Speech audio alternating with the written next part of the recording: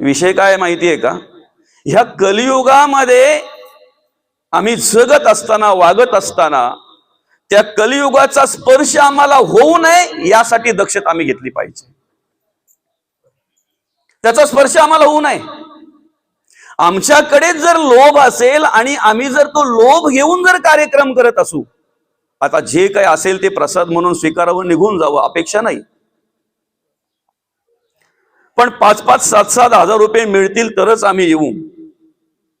हल्ली आकडा चालू आहे बरं का प्रवचनाचं. मोठा महाराज असेल तर 40-50 कीर्तनाचे, त्याच्यापेक्षा जास्त लागवर. आपल्याला त्याच्याशी गरज नाहीये. फक्त विषय महत्वाचा काय आहे माहिती आहे का, तुम्ही जर त्या उद्देशाने त्या ठिकाणी कार्य करायला जर जात असाल तर तुम्हाला लोभाने स्पर्श केलेला आहे.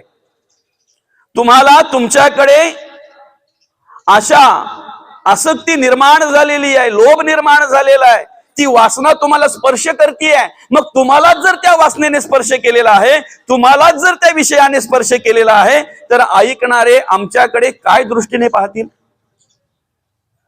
काय दृष्टीने पाहतील.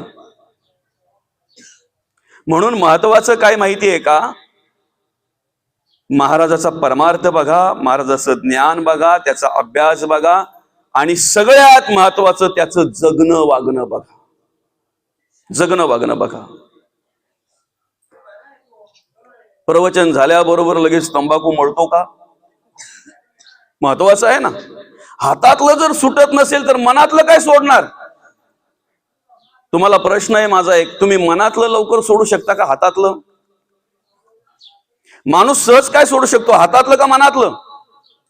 हातातलं, बरोबर की नाही माऊली. मनातलं सोडणं लई कठीण आहे.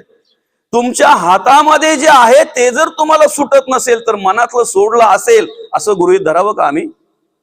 हातातलं जर आम्हाला सुटत नसेल तर मनातलं आम्ही काय सोडणार आहेत. आणि परमार्थ हा मनावर अवलंबून आहे, चित्तावर अवलंबून आहे, अंतःकरणावर अवलंबून आहे, बुद्धीवर अवलंबून आहे परमार्थ. म्हणून अंतःकरण बघा, चित्त बघा, बुद्धी बघा, मन बघा. आणि अशा दृष्टीने जर आम्ही बघितलं तर आम्हाला श्रवण झाल्याशिवाय राहणार नाही. अन्यथा जर आम्ही महाराजाचं रूप बघितलं, तो किती सुंदर आहे, तो किती किती काय म्हणतात त्याला, तेज महाराजांचं काय होतं हो, तेज. आता तेज म्हटल्यानंतर बघा ना, बरंच काही त्या गोष्टीमध्ये बोलण्यासारखं आहे, पण असू द्या, चला हरकत नाही. आपला विषय काय माहितीये का, आम्ही प्रवचन श्रवण करत असताना श्रवणच झालं पाहिजे, श्रवणच झालं पाहिजे. कारण ऐका, इथे काय म्हणतात भगवंत, मरणी जया जे आठवे तो तेची गती ते पावे. मला सांगा, तुम्हाला असं काय लिहून दिलंय का कोणी तुमच्या पत्रिकेवर किंवा अजून कुठे कुठे काही काही लिहून दिलंय का, तुम्हाला प्रवचनामध्ये कधीच मृत्यू येणार नाही, लिहिलेलं आहे. मग असं समजा ना, कदाचित आला, कदाचित आला असं समजा, तर आनंद ह्या गोष्टीचा असेल की प्रवचन श्रवण करता करता आम्ही निघून गेलो. प्रवचन श्रवण करत असताना जर आमच्या अंतःकरणामध्ये मत्सर असेल, तिरस्कार असेल, नको तो विचार, नको तो विषय असेल, आणि अशा वेळी जर आम्हाला मृत्यू आला तर फक्त भ्रम असेल की आम्ही प्रवचनात बसलोय, पण आमच्या मनात काय होतं ते फक्त देवाला आणि आम्हालाच माहिती. नामस्मरण करत असताना आमचं चित्त महत्वाचं आहे ना, नामस्मरण करत असताना चित्त महत्वाचं आहे. म्हणून तर माऊली म्हणतात ना, चित्त नाही नामी तरी ते व्यर्थ. बरोबर की नाही बाबा, चित्त नाही नामी तरी ते व्यर्थ. वर्षभर काही पोरं अभ्यास करतात हो, वर्षभर अभ्यास करतात तरी नापास होतात. आणि काही मुलं फक्त परीक्षा जवळ आली की 2 महिन्यापासून अभ्यासाला लागतात, 1 नंबरने पास होतात. तुम्ही किती अभ्यास करताय यापेक्षा कसं अभ्यास करताय याला महत्व आहे. तुम्ही किती नामस्मरण करताय यापेक्षा ते नामस्मरण करत असताना तुमचं चित्त, मन, अंतःकरण कुठे आहे, बुद्धी काय कार्य करते ना, याला महत्व आहे. आमच्या हातात स्मरणिका आहे पण पुढे टीव्ही चालू आहे. आमच्या हातात स्मरणिका आहे, आम्ही नामस्मरण करतोय, पण ज्या बाईने दूध चुलीवर ठेवलंय, गॅसवर ठेवलंय, तिला माहिती नाही, ती विसरून गेले, याला माहिती आहे, हा आठवण करून देतोय दूध उतू जायला कालच्या सारखं. ती बोलते तुम्ही तर देवाच्या पुढ्यात बसलेत, हातामध्ये स्मरणिका आहे, तुम्हाला कोण दिसायला पाहिजे, कोण आठवायला पाहिजे, काय आठवतंय याला, गॅसवरचं दूध. जेव्हा आम्ही परमार्थ करत असताना परमार्थच करू, आणि संसार करत असताना ही परमार्थ ज्या वेळेला आम्ही करू ना, संसार आमचा संपलेला असेल, संसाराचं रूपांतर परमार्थामध्ये झालेलं असेल. जगद्गुरु तुकोबांनी संसार केला नाही का? मौली तर आम्हाला उपदेश करताना म्हणतात, अवघाची संसार सुखाचा करीण, आनंदे भरीण तिन्ही लोक. कुठला संसार बरं मग तो? कुठला संसार? शांतीब्रह्म नाथ महाराजांनी संसार केला. जनाबाई, मुक्ताबाई, कान्होपात्रा, बहिणाबाई गृहस्थाश्रमातच जन्माला आल्या ना, गृहस्थाश्रमातच कार्य केलं ना त्यांनी. ज्या घरात आमचा जन्म झालेला आहे ना, त्या घराचं मंदिर करण्याचं, मंदिरामध्ये रूपांतर करण्याचं कर्तव्य आमचं आहे. आणि सोपं आहे, अतिशय सोपं आहे, फक्त ते करता आलं पाहिजे, बरं का. मधल्या काळामध्ये जे आम्हाला येऊन स्पर्श करतंय ना, मधल्या काळामध्ये जे आम्हाला येऊन चिटकतंय ना, आम्ही काय केलं पाहिजे माहितीये का? ते आमचं आहे का नाही आहे याचं स्मरण ठेवलं पाहिजे. कुठपर्यंत आमचं आहे ते? नाही कुणाचे कोणी, तुझे नव्हे रे कोणी, अंती जाशील एकला रे प्राण्या माझे माझे म्हणून. बंधू कुणाची, बहीण कुणाची, कोण कुणाचे सगळे सोय रे, मेल्या पाठी सर्वच राहील, तुटतील धागे दोरे, प्राण्या माईचा बाजार. दो दिसाची तुझी जवानी नाही पुढे टिकणार रे, वृद्धपण येता जवळी वैद्य काय करणार, प्राण्या माईचा बाजार. जे आमचं आम्हाला वाटतंय ना, ते कुठपर्यंत आपलं आहे बरं? कुठपर्यंत आपलं आहे? जोपर्यंत सगळ्या प्रकारची संचित आहे ना, शिल्लक आहे ना, सगळं काही सुखात चाललंय, आनंदात चाललंय, तोपर्यंत सगळे आमचे आहेत. काय एकदा मनाविरुद्ध व्हायला लागला आणि समोरच्या माणसांच्या आशा अपेक्षा जर पूर्ण होत नसतील ना, तर माणसं आपोआप दुरावली जातात, आपोआप दुरावली जातात, आपोआप दुरावली जातात. आमचं काय नेमकं होतंय माहितीये का? ते ममत्व आमच्या अंतःकरणामध्ये निर्माण होतंय. हा माझा, तो माझा, हे माझं, ते माझं, अमुक माझं, तमुक माझं. आम्ही आत्मिक परमार्थापेक्षा लौकिकाला जास्त महत्व देतो. माणसाने आतून परमार्थिक असावं का वरून? ह्या कलियुगामध्ये अंतःकरणपूर्वक जो परमार्थ करतोय ना, त्याला महत्व कमी असेल, लौकिकाला लोक उचलून धरतील. बाबा खरं आहे की खोटं आहे? लौकिकाचा गाजावाजा करतील, लौकिकाला सहकार्य करतील, सगळी फिल्डिंग त्याच्या बाजूने उभी राहील, लौकिकाच्या बद्दल, लौकिकाच्या बाजूने. आम्हाला लौकिक आवडतंय, दाखवायला आवडतंय आम्हाला परमार्थ. परमार्थ मिरवायचा नाही, परमार्थ मुरवायचा आहे. जगद्गुरु तुकोबांकडे बघा ना, त्यांनी जर लोकांचा विचार केला असता, लोकांनी मोठं म्हटलं पाहिजे, लोकांनी चांगलं म्हटलं पाहिजे, लोकांच्या मनासारखं वागलं पाहिजे, जगलं पाहिजे, असा विचार जर जगद्गुरु तुकोबांनी केला असता, तर 4-4.5 अभंगाची गाथा आम्हाला मिळाली नसती. म्हणून आपण सुद्धा परमार्थ करत असताना, भक्ती करत असताना, देव कार्य, धर्म कार्य करत असताना अधिक करून लोकांचा विचार करता कामा नये. लोक काय म्हणतात, लोक काय म्हणतील. लोकांच्या मनासारखं झालं तर तुम्हाला फुलांचा हार घालतील लोक, पण मनाविरुद्ध झालं ना, तर तीच लोक तुम्हाला चपलांचा हार पण घालायला मागे येणार नाहीत. म्हणून लोकांचा विचार करू नका. काय अंतःकरणापासून जर परमार्थ करायचा आहे ना, तर आपल्या देवाला विचारा, आपल्या मनाला विचारा, मी जे करतोय ते चांगलं आहे की वाईट आहे. आणि कितीही काही झालं तरी असत्याचा मार्ग स्वीकारू नका. कितीही काही झालं तरी खोट्याची संगत करू नका आणि खोट्याला सहकार्य करू नका. ज्या ठिकाणी तुम्हाला प्रत्यय येतो ना हे खोटं आहे, त्याला खोटं म्हणण्याची धमक अंतःकरणामध्ये ठेवा. तुमच्या मोठेपणासाठी खोट्याचं रूपांतर खऱ्यामध्ये करू नका. असत्याला तुम्ही किती जरी वरून मुलामा दिला ना सत्याचा, तरी असं म्हणतात खोटं ते कधीतरी बाहेर पडतंय, खोटं ते कधीतरी त्याचं पितळ बाहेर पडतंय, बरं का. खोट्यांची किती जरी मोठी फौज असली ना दादा, किती मोठी फौज असू द्या, तरी अधर्माने जो वागतोय, अनितीने जो वागतोय, फक्त लौकिकतेचा जो विचार करतोय ना, तो कधीही टिकत नाही, कधीही टिकत नाही. कौरव किती होते? कौरव किती होते? 100. पांडव किती होते? 5. सत्याची बाजू कोणी धरली? पांडवांनी, आणि खोट्याची बाजू कोणी धरली? कौरवांनी. कोण शिल्लक राहिलं बरं? शिल्लक कोण राहिलं? म्हणून खोटं किती जरी त्याने खऱ्याचे कपडे घालून मिरवलं ना, तरी एक ना एक दिवस लोकांच्या निदर्शनात येतंय. फक्त ज्या वेळेला आपल्या मनाला पटतंय ना की ही गोष्ट खोटी आहे, खोटी ती खोटीच. तिला खरं म्हणण्याची धमक कधीच ठेवू नका. कारण का माहिती आहे का? त्याला पाप म्हणतात. त्याला पाप म्हणतात. रावणाकडे किती साम्राज्य होतं, किती साम्राज्य होतं रावणाकडे. दशानन म्हणतात त्याला, दशग्रंथी ब्राह्मण म्हणतात त्याला. लंका सोन्याची होती त्याची. महाबली, महाबलाढ्य राक्षस त्याच्या मागे होते. इकडे श्रीराम प्रभू वनवासी कंदमुळे खाऊन राहायचे, पर्णकुटीमध्ये राहायचे, मोजकी वानर सेना बरोबर. महाबली नाही, मोजकी वानर सेना बरोबर. बरं का? विजय कोणाचा झाला बरं? श्रीराम प्रभूंचा विजय झाला. श्रीराम प्रभूंचा विजय झाला. प्रत्येक वेळेला जेव्हा जेव्हा लढाईची वेळ यायची तेव्हा तेव्हा पराभव रावणाचाच व्हायचा आणि रावणाच्याच माणसांचा व्हायचा. रावणाचाच आणि रावणाच्याच माणसांचा व्हायचा. रावणाची बायको मंदोदरी पतिव्रता होती.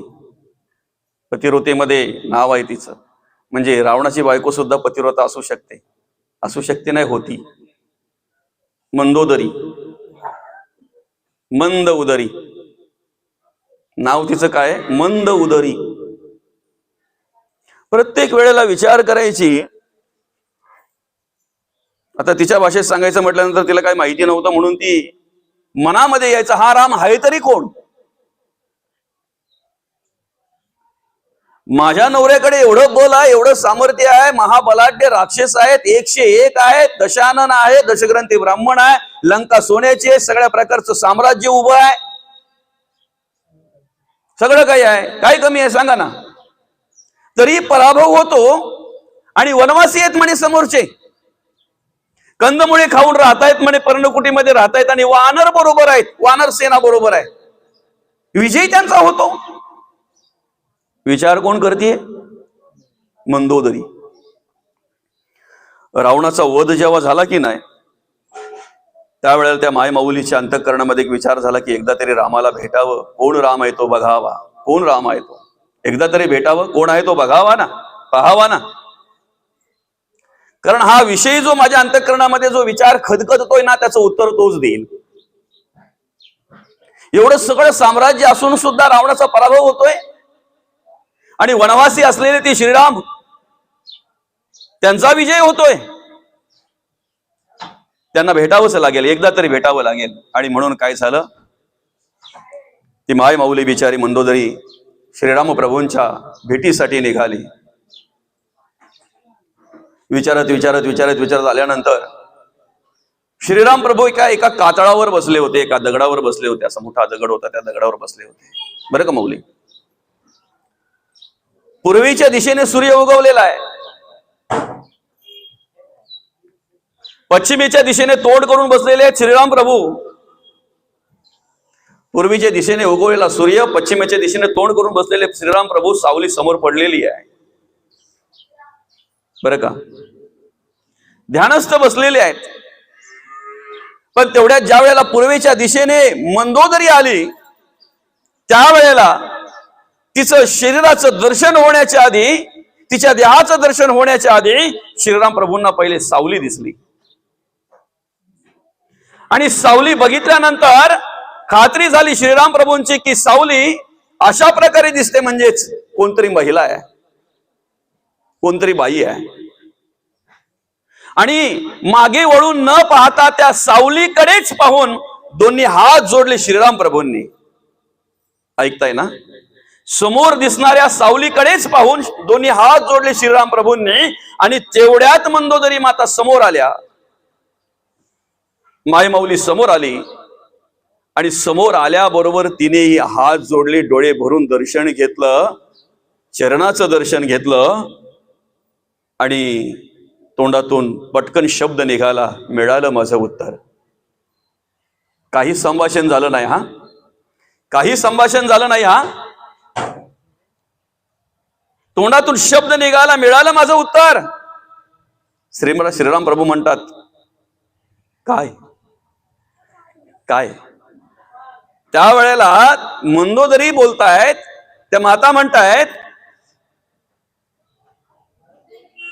बाईची नुसती सावली पाहून दोन्ही हात जोडणारे श्रीराम प्रभू कुठे, आणि एखाद्या बाईला एकटी पाहून तिला चोरून नेणारा रावण कुठे. म्हणून रावणाचा पराभव झाला आणि श्रीराम प्रभूंचा विजय झाला. आज मला उत्तर मिळालं.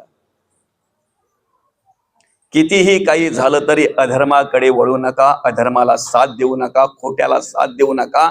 सत्याच्या बाजूने उभे राहा, सत्याच्या वाटेवर चाला.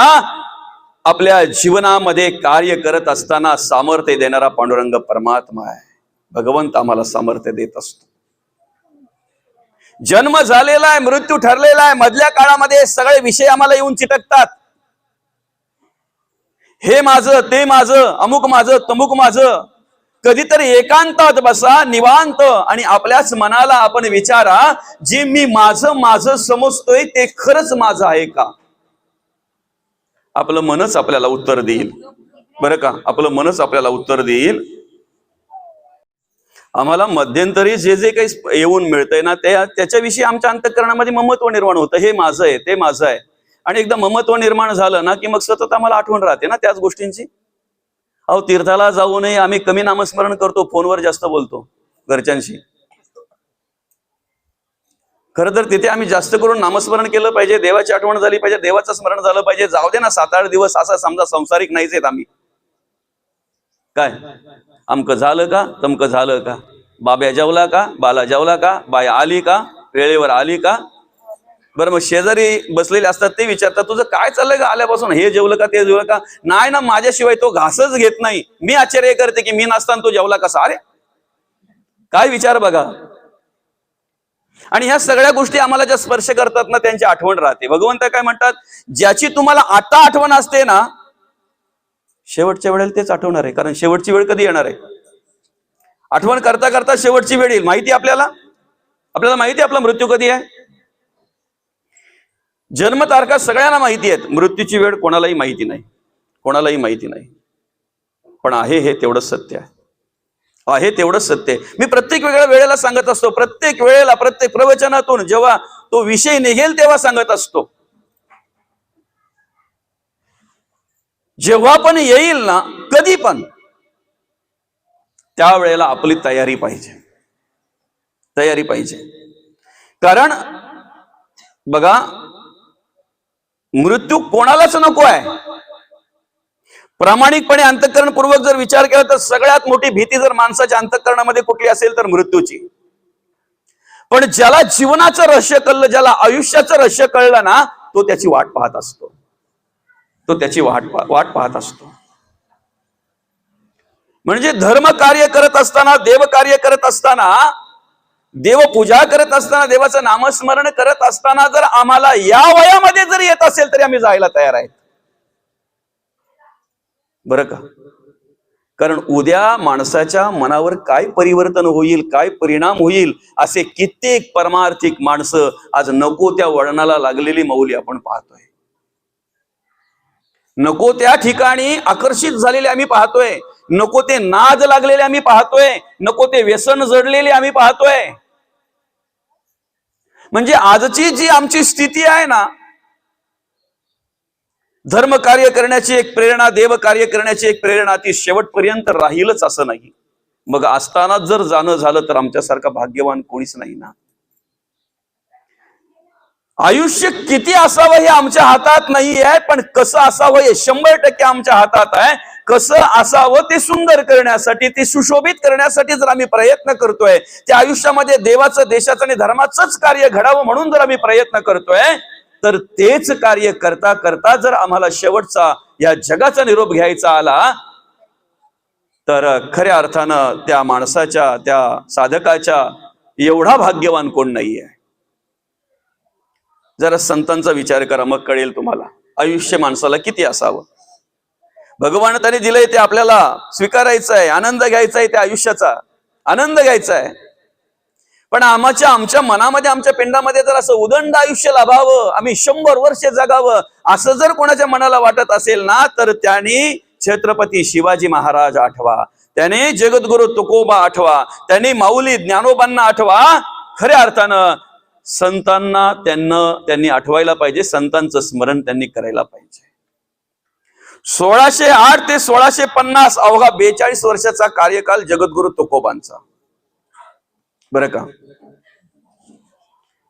पण समाजातलं अज्ञान समूळ नष्ट करण्याचं काम, अंधश्रद्धा समूळ नष्ट करण्याचं काम जगद्गुरु तुकोबांनी केलं. समूळ नष्ट करण्याचं काम.